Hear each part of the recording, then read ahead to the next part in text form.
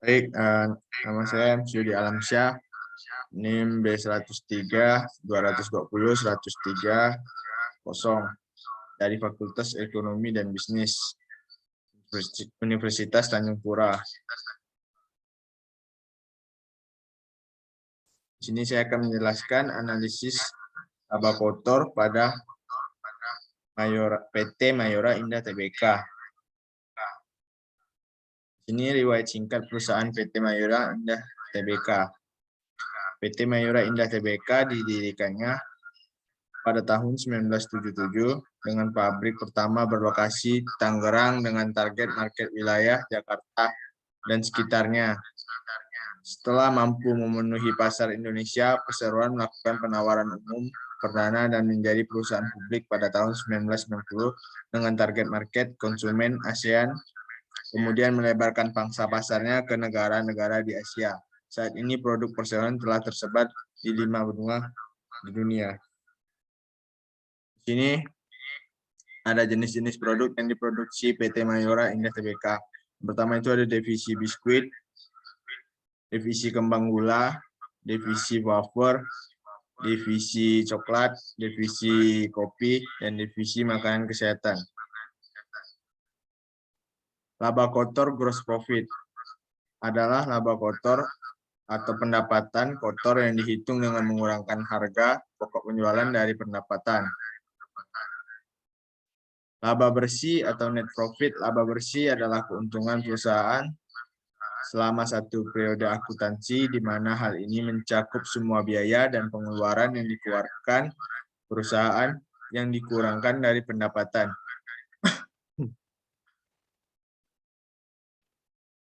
Manfaat analisis laba kotor. Yang pertama itu untuk mengetahui penyebab turunnya harga jual. Yang kedua untuk mengetahui penyebab naiknya harga jual. Yang ketiga mengetahui penyebab turunnya harga pokok penjualan. Yang keempat mengetahui penyebab naiknya harga pokok penjualan. Tujuan analisis keuangan PT Mayora Indah Tbk itu untuk memprediksi prospek masa depan perusahaan PT Mayora Indah Tbk. Yang kedua itu adalah sebagai alat ukur kinerja perusahaan PT Mayora Indah Tbk. Analisa laporan laba kotor tahun 2020 dan 2021. Penjualan bersih pada tahun 2020 ada 24 miliar 476 953 742 651 rupiah. Dan pada 2021 pada tahun 2021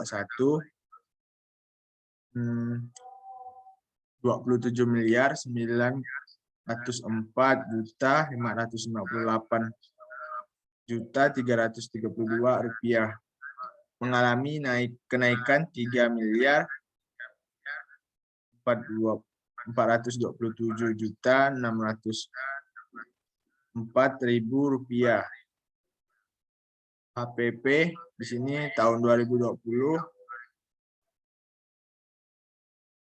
17 miliar 177 juta 830 ribu 782 rupiah.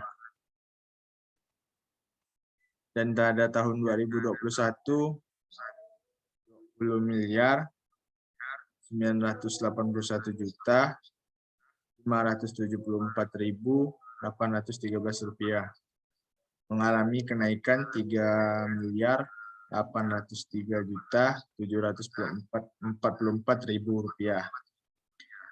Ini laba kotor dari PT Mayora Indah Tbk pada tahun 2020 7 miliar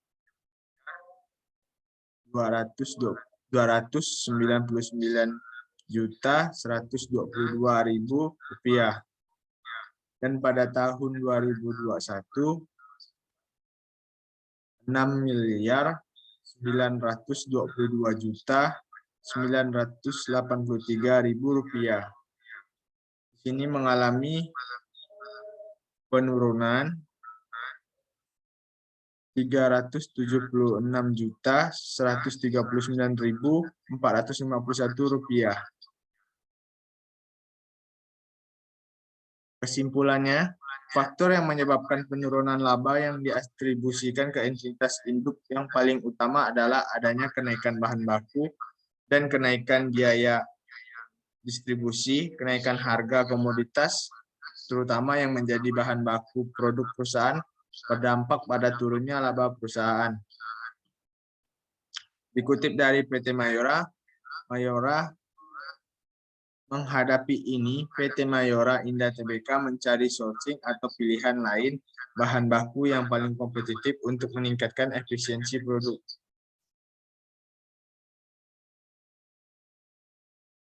Sekian presentasi dari saya. Terima kasih.